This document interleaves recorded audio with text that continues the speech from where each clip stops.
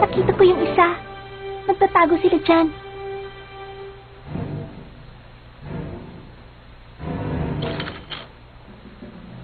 Sumpain kayong mga spider. Kung aatakan kayo, di ko kayo uurungan. Huwag mong gagawin yung kurapit ka! Wala tayong laban sa tatlong yan! Madadehado tayo! Maghunos dili ka!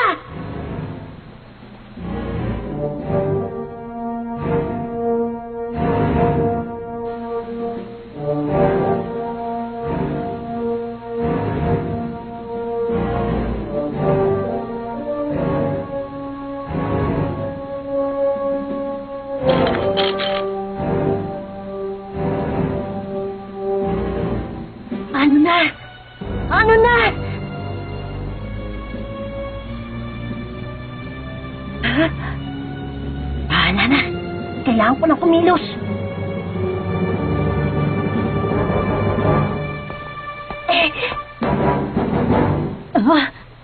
Naloko na. Gon, anong ginagawa mo? Patawad! Hindi ko na kayo susundan! Patawarin niyo na ako! Ikaw na naman. Bakit, Machi? Siya ba yung bata? Meron pang isang nagtatago. Lumabas ka na.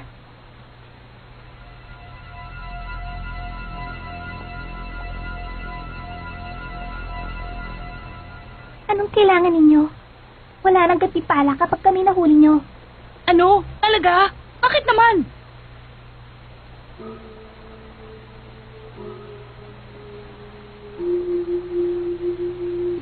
Ano nang gagawin natin, Pinuno? Hulihin sila. Ah!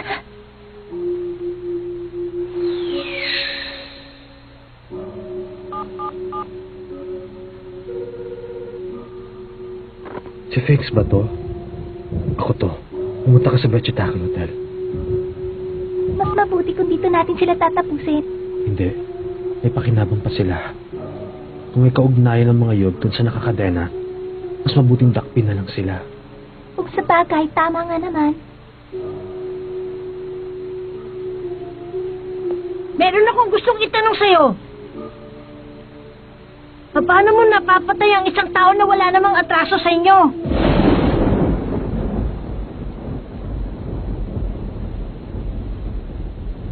Kahit sumuko ka na, kitang-kita pa rin ang galit mo. Nakapagtataka. Tungkol dun sa mga tanong mo, mas madali kasi kung wala silang atraso sa akin. Mahirap ang sagot dyan sa tanong mo. Di ko masabi ang dahilan. Pero hindi ko ito ginusto. Pero kung pag-iisipan ko, hindi ko na lang sasabihin. Ano ba siya? Pinuno, Diretso tayo sa hotel at hihintayin natin doon ang grupo ni Finks.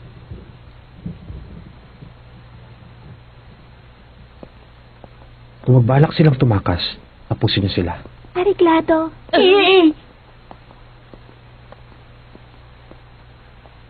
Kailangan tumistansya tayo sa kanila. Kung hindi, matitikman nila tayo. Delikado sila kapag magkasama. Kainis. Kailangan mo magpasensya. Warapi ka. Alam ko na yon. Kung alam mo, gawin mo!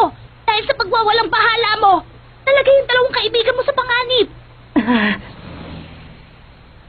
Alam mo ba kung bakit usa silang sumuko sa grupo na yon? Alam mo ba? Kapag nahuli ka nila, wala nang makakapiga sa spider. Pasensya na.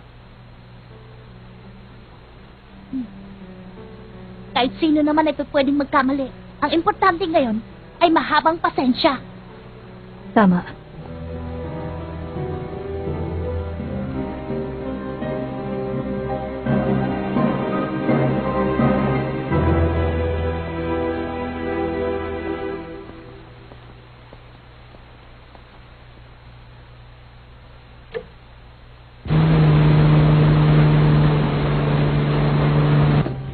Mukhang tinigilan na nila ako.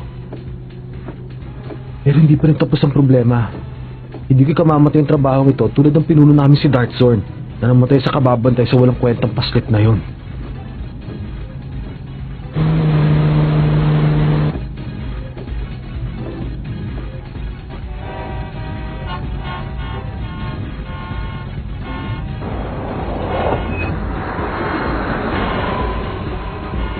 Bihira naman. Ang lapit-lapit na ng Vegetable Hotel. Kaso ang traffic eh.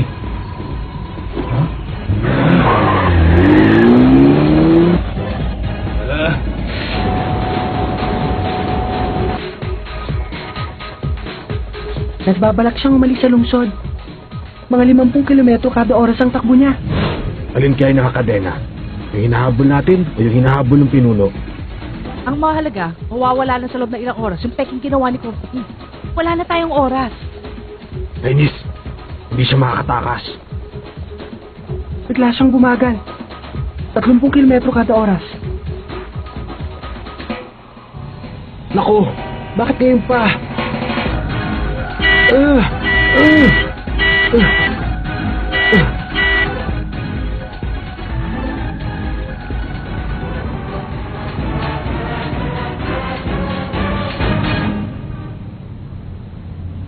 Cordabi, Nandun siya.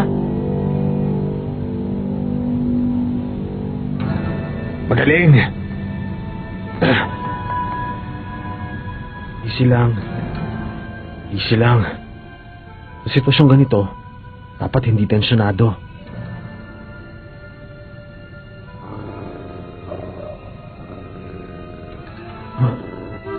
Ano ba ginagawa mo? Ingat naman! Giniridan niyo na.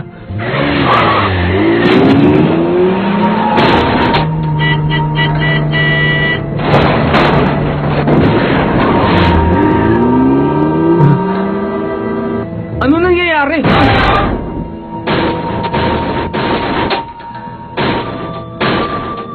Hindi ka makakatakas. Kung ikaw ang hangal na nakakadena, hindi mo may tatago mukha mo sa amin. Ayos.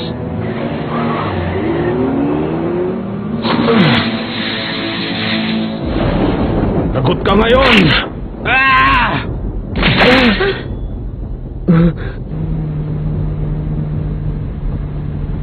Ngayon naman, ipakita mo sa amin ang mukha mo.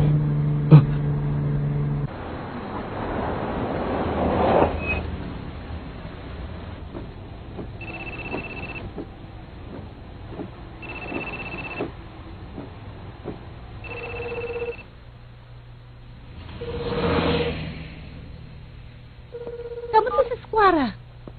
Hindi siya sumasagot. Sana naman, natakasan niya sila. Ayoko na.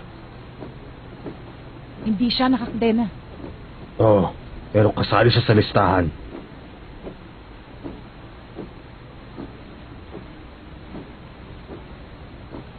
Sebastian!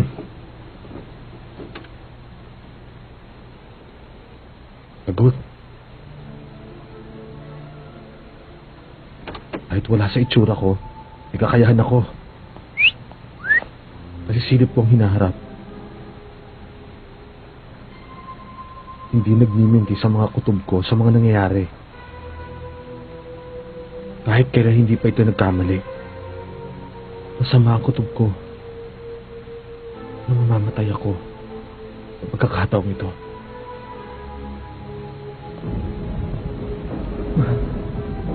Subukan mo lang lumaban. Ikaw din. Meron akong maitatanong sa'yo. Maging matapat ka, ha? Sa mga kaibigan mo, merong isa na gumagamit ng kadena. Nasaan siya? Ano ba pinagsasabi mo? At sino ba kayo? Hindi niyo ba alam kung sino ako? Miyembro ako ng pamilya ng Strad!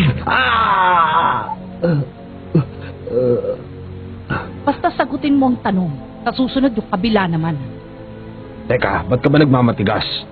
Umayo ka ng maayos, sagutin mo ang mga tanong namin sa'yo. Naaalala mo ba si Lincoln? Siya yung higante na dinakip ninyo. Anong ginawa niyo sa kanya? Ano?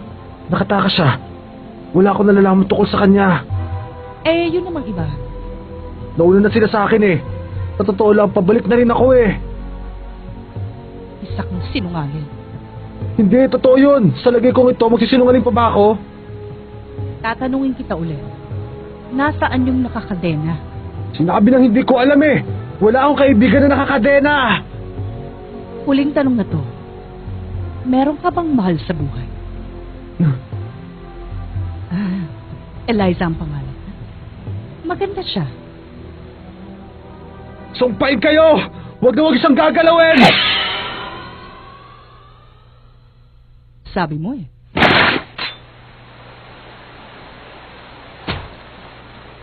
Masyado kang malikot eh. Kulit mo. Liza.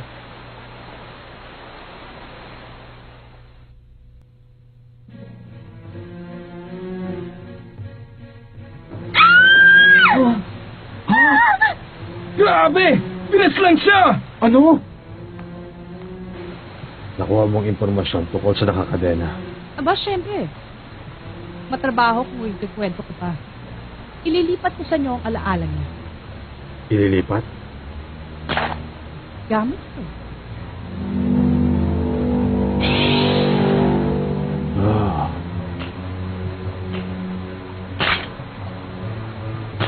Eto na. Natatakot ka yata eh. Ano ka ba? Dalihan mo na. Tagal mo na ako kilala eh. Bilisan mo.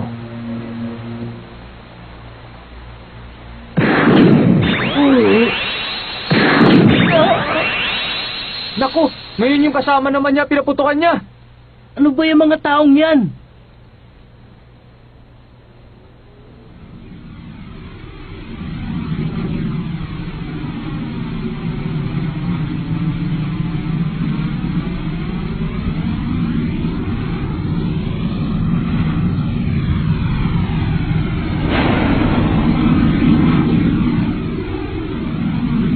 Siguro sinabi mo yan para lang guluhin kami. Hindi totoo yan.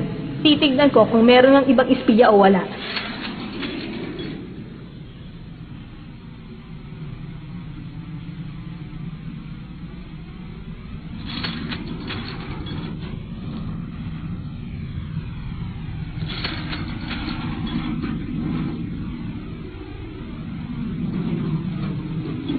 Sabi na nga ba?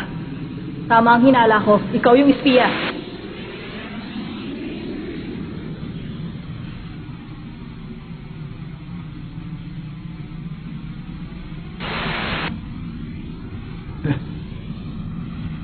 Nasisiraan ka na ba? Hindi mo ko masasaktan yan.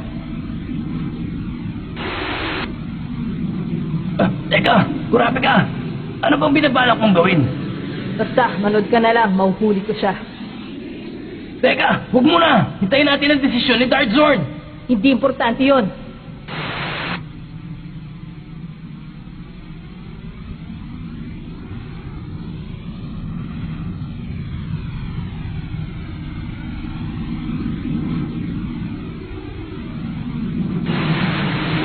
Bata, akala mo ba kasabi ng mga kandalinig ko? Wala to. Kung hindi mo ko... May ka. Anong hinihintay mo? Sinasabi ko sa'yo, pagkakataon mo na, huwag ka mag-aksaya ng panahon. Masyado kang mayabang.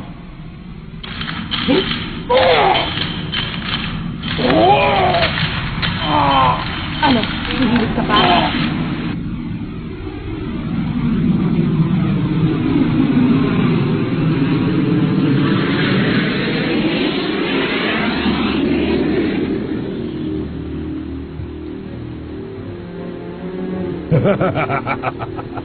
Ganun pala. Okay ito ah. Ang galing. Ito pala ang itsura mo, Kurapi ka. Hangal ka. Hindi ko makakalimutan ang mukha at pangalan mo. Tandaan mo!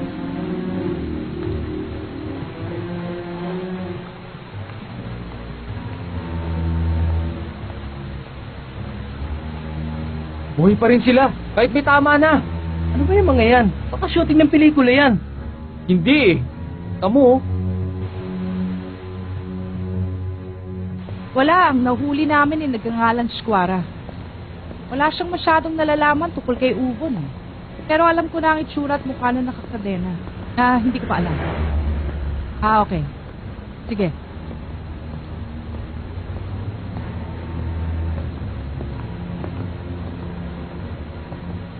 Alam ko na. Maghintay tayo sa Betchitakil Hotel. Alam na nila kung sinong nakakadena. 3 miyembro na lang natitira. Tayo na.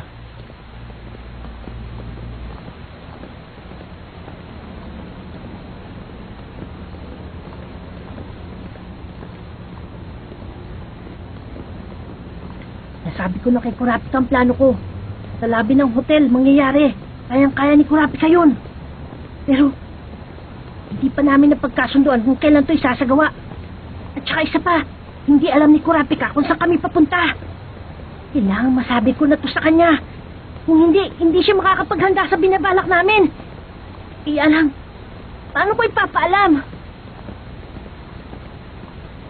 Sana narinig ni San Rizzo yung usapan sa telepono. Ngayon, alam na ni Kurapika kung saan kami pupunta. Meron kaming pwedeng gawin doon sa hotel.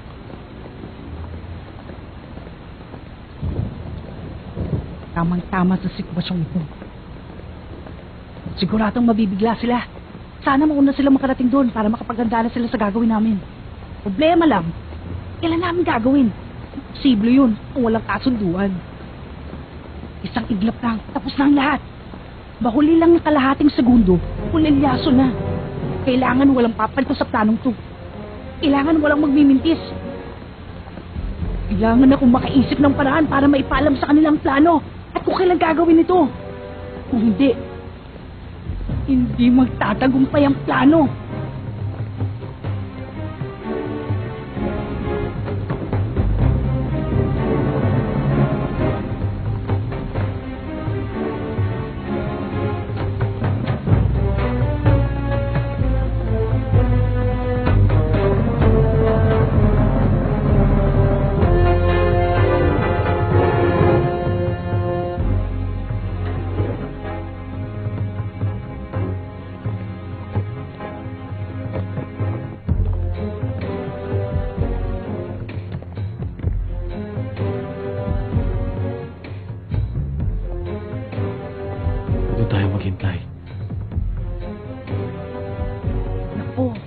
Masyado na silang alerto. Sa puntong ito, siguradong nagbabantay na sila at naniniguro sa lahat ng papasok sa lugar na ito. Sana nauna na sila dito bago kami.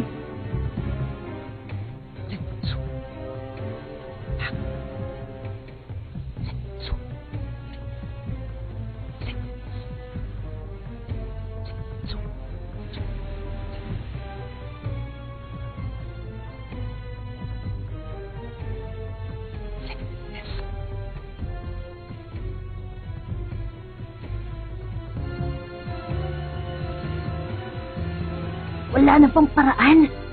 Naku, hindi umuubra. Pero ito lang ang paraan. Zenitsu! Kanina pa ako nandito, nasa ka na? Yoryo! Para ka naman timang eh. Hindi Chan Hotel, sa Michitake Hotel ang usapan natin. Pambihira naman, ang layo naman ang pinuntahan mo. Oh, anong tinitingin-tingin nyo riyan? Gusto nyo ng away? Ha? Ha? Patulang ko kaya? Hayaan mo na. Huwag mo nang pansinin. Wala pala kayong binatbat eh. Eh kayo, anong tinitingin-tingin nyo riyan, ha? Hindi ka ang kausap ko, buwang. Ay nako, bakit mo ako ginaganito? Napakadilim ng hinaharap ko. Ha? Makinig ka, hindi na ako magpipikit-pikitan pa. Kapag inindyan mo ako, break na tayo. 7:00 en punto. Dapat nandito ka na. Kapag nahuli ka, lagot ka. Tatandaan mo yan, ha? Pagtitilim? Pikit-pikitan? 7:00 en punto. May pinapaalam siya. Sasamantalahin ng kadiliman. Grabe, ang labo niya talaga. Ano ba yan?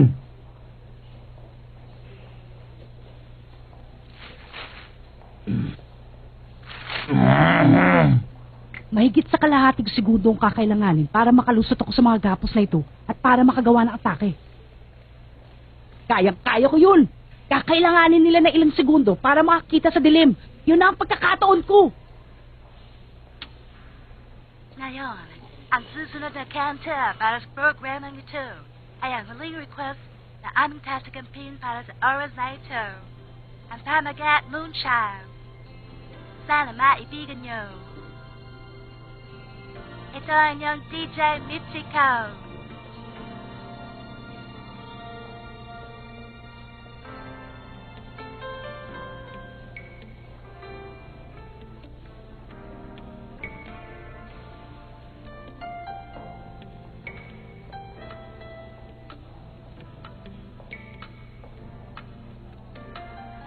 5 minuto na lang. Laban na!